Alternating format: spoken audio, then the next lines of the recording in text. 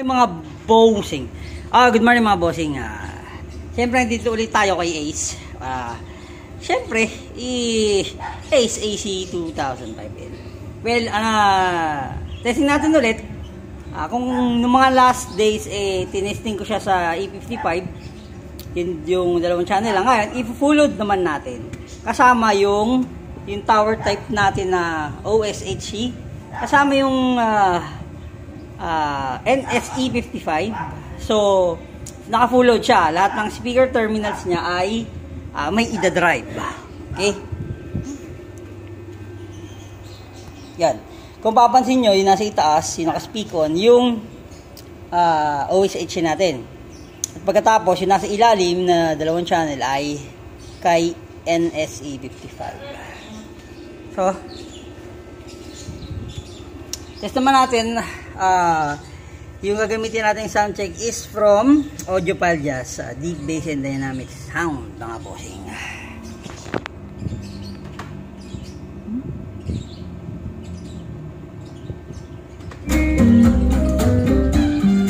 Mali umpisa natin. Ulitin natin.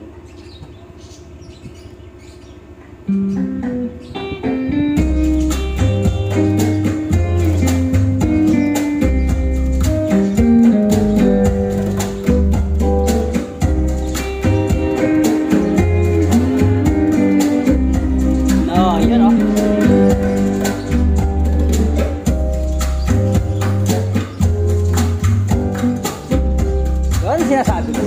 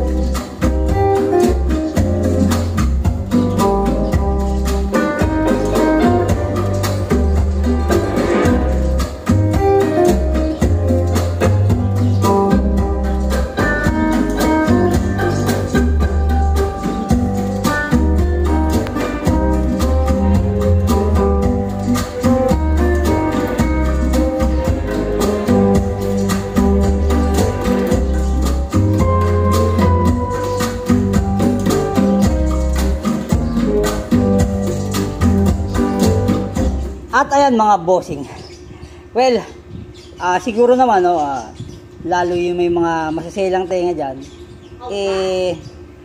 malamang narinig nyo rin yung narinig ko. Kumbaga sabi nga ano pa lang to kung tutusin is hindi pa tayo nakasetup ng 5.1 or 7.1. Dahil ang up natin is 2 channels lang. Tapos finulod pa rin natin yung 4 na output nya. Okay, sasabihin ko na kung ano yung narinig ko. Baka sabihin naman, ganito kasi yan mga bossing dun sa NSE55, nakukulangan ako ng pagdating sa mga sa instrumentals, sa high and sa mid. Maganda kasi siya pang, kumbaga loudspeaker kasi ang setup ni NSE55, so mas ano siya sa ingay, sa kalampag or sa boses. Ayan. So niload natin yung tower natin na OSH, ayun. Yun nga lang, kasi sabi ko nga nung nakaraan, napunit yata yung Twitter nito, merong maliit na percentage na nagkaroon siya ng makikita mo na, maririnig mo na hindi ka masyadong 100% satisfied. Di ba mga bossing? Pero sarap ha. Yung setup ko, nakaganyan pa lang yan, hindi pa nakaayos ang speaker.